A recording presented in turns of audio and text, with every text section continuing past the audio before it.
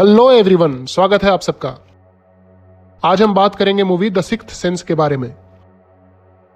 यह मूवी 1999 की एक हिट थ्रिलर मूवी है और ये मूवी फेमस है अपने जबरदस्त ट्विस्ट एंडिंग के लिए, जिसके कारण 2 दशक बाद भी ये मूवी उतनी ही इंटरेस्टिंग है जितना कि अपने रिलीज के समय थी। इस मूवी के डायरेक्टर एम नाइट श्यामलन है, जो कि एक इंडियन ओरिजिन के डायरेक्टर हैं और वो काफी फेमस है अपनी मूवीज में ट्विस्ट एंडिंग के लिए।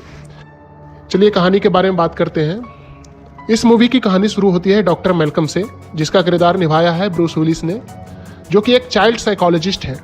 उन्हें इस फील्ड में एक अवार्ड मिला है और इस खुशी में वो अपनी वाइफ के साथ सेलिब्रेट कर रहे होते हैं। मगर तभी उनके घर में एक इंट्रूडर घुस जाता है और वह इंट्रूडर उनका ही पुराना पेशेंट होता है, जिसका नाम विंसेंट ग्रे है। वह मेंटली काफी अनस्टेबल रहता है और वह डॉक्टर मैल्कम को ब्लेम करता है कि उन्होंने उसकी मदद क्यों नहीं की। यही सब बोलकर वह डॉक्टर मैल्कम को पेट में गोली मार देता है और खुद को भी गोली मारकर आत्महत्या कर लेता है। अगला सीन जो हम लोग देखते हैं वो कुछ समय बाद का होता है। इसमें डॉक्टर मैल्कम एक नए पेशेंट की फाइल लिए हुए हैं, जिसकी बीमारी के सारे लक्षण विंसेंट ग्रे की तरह हैं। यह पेशेंट 9 साल का एक बच्चा है जिसका नाम कोल सियर है। डॉक्टर मैल्कम को लगता है कि अगर वह कोल की मदद करने में सफल हो जाते हैं तो वह भूल जो उन्होंने विंसेंट के साथ की थी उससे वो शायद छुटकारा पा सकेंगे। पहली बार डॉक्टर मैल्कम कोल से एक चर्च में मिलते हैं, मगर कोल जो कि एक शर्मीला बच्चा है वह डॉक्टर मैल्कम से कुछ ज़्यादा बात नहीं करता है। फिर डॉक्टर मैल्कम कोल के घर पे जाते हैं उससे मिलने, जहाँ एक गेम के बहाने वह उससे कुछ इन्फॉर्मेशन निकालने की कोशिश करते हैं, मगर फिर भी कोल उन्हें कुछ ज़्यादा बताता नहीं है। फिर हम देखते हैं कि डॉक्टर मैल्कम अपनी एनिवर्सरी डिनर के लिए एक रेस्टोरेंट में जाते हैं, जहां पहले से उनकी वाइफ उनका वेट कर रही होती है।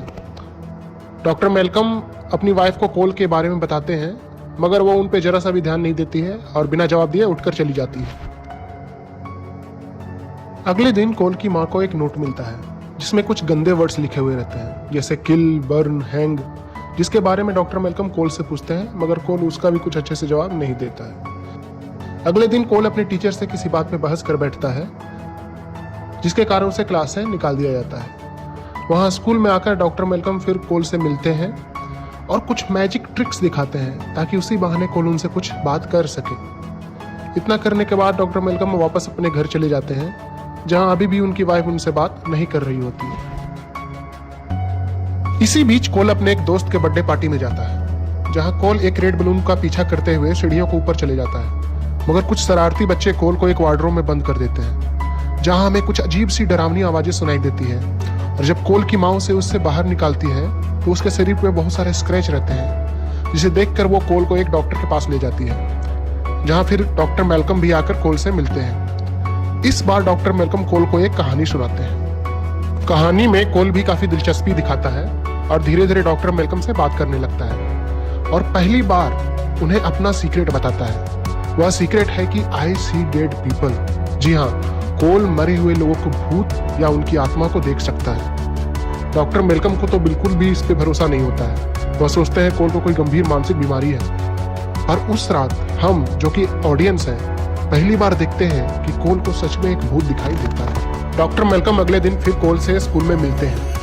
तब कोल उन्हें कुछ और डिटेल्स बताता है, जैसे कि भूतों को यह पता नहीं होता है कि वह मर चुके हैं। भूत वही देखते हैं जो वो देखना चाहते हैं। और उस रात फिर कोल एक भूत को देखता है। इधर डॉक्टर मैल्कम अपनी वाइफ को किसी और मर्द को किस करते हुए देख लेते हैं, जिनसे उन्हें काफी गुस्सा आता है। जिसके बाद वो कोल से जाकर बोलते हैं कि वह उसका इलाज नहीं कर पाएंगे, क्योंकि वो अपनी वाइफ के साथ रिश्ते फिर से सुधारना चाहते हैं और अपनी मैरिज को कुछ समय देना चाहते हैं। यह सुनने के बाद कोल बहुत ही हताश हो जाता है और रोते हुए डॉक्टर मैल्कम से पूछता है कि क्या वो उसकी भूत देखने वाली बात पे विश्वास करते हैं या नहीं। जिसे सुनकर डॉक्टर मैल्कम गहरी सोच में पड़ जाते हैं और घर जाकर फिर से विंसेंट ग्रे की फाइल देखते हैं। यह विंसेंट ग्रे वही है जिसने शुरू में डॉक्टर मैल्कम को पेट में गोली मारा था। उस फाइल के साथ एक रिकॉर्डिंग रहती है, जिसे वो दोबारा सुनने के बाद डॉक्टर मैल्कम को बैकग्राउंड में उस रिकॉर्डिंग को सुनकर उन्हें कोल की बातों पे विश्वास होने लगता है और वो दोबारा उससे मिलने जाते हैं। वो कोल को एक सजेशन देते हैं कि तुम एक बार भूतों की बात को सुनकर तो देखो, वो तुमसे कुछ कहना चाहते होंगे। उस रात को कोल को एक छोटी सी लड़की की आत्मा दिखाई पड़ती है, जिसका नाम कायरा है। शुरू में तो कोल डरकर कमरे से बाहर भाग जाता है, पर फिर डॉक्टर मेलकम की बातों को याद करके वह वापस आता है और कायरा की आत्मा की बात को सुनकर उसकी मदद करने का डिसीजन लेता है। कोल डॉक्टर मेलकम के साथ कायरा के घर जाता है, जहां उसके फ्यूनरल में बहुत सारे गेस्ट भी आए हुए रहते हैं। कोल ऊपर के कमरे में जाता है, जहां कायरा की आत्मा कोल को एक वीसीआर कैसेट देती है। कोल उस कैसेट को कायरा के डैड को दे देता है। कैसेट चलाने पे वहां मौजूद सभी गेस्ट को पता चल जाता है कि कायरा की मौत बीमारी से नहीं बल्कि पॉइजनिंग से हुई है, और उसकी अपनी ही माँ उसे खाने में थोड़ा थोड़ा पॉइजन मिलाकर पिला रही थी, और ऐसा वो कायरा की छोटी बहन के साथ भी कर रही थी। सबके पता चल जाने के बाद कायरा की छोटी बहन की जान तो बच जाती है, जिसके बाद कायरा की आत्मा को शांति मिल जाती है और कोल को भी कायरा की मदद करने पे अच्छा लगता है।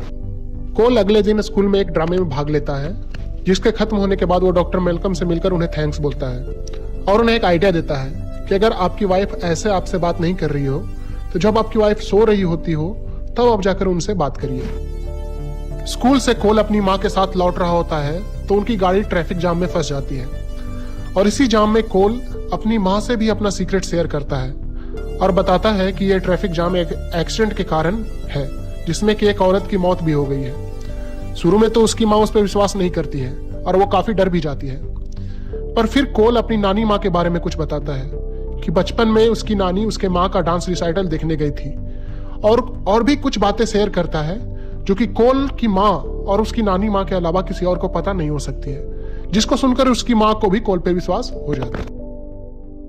इधर डॉक्टर मेलकम भी कोल के दिए हुए आइडिया पे अपनी सोती हुई वाइफ से बात करने जाते हैं।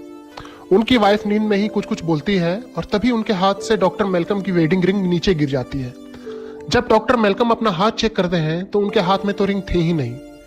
तब जाकर इस मूवी का सबसे बड़ा ट्विस्ट सामने आता है कि डॉक्टर मेलकम उसी रात मर गए थे जब विंसेंट ने उन पे गोली चलाई थी, और उनकी आत्मा को सिर्फ कोल ही देख पा रहा था पूरे मूवी में, और इसीलिए उनकी वाइफ भी उन्हें नहीं देख पा रही थी और ना ही उनसे बात कर पा रही थी। चलिए इसी के साथ आज की मूवी की कहानी खत्म होती है।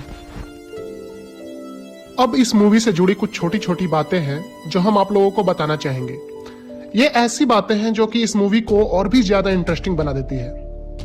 इस मूवी में लाल कलर का उपयोग बहुत ही सोच समझ कर किया गया है।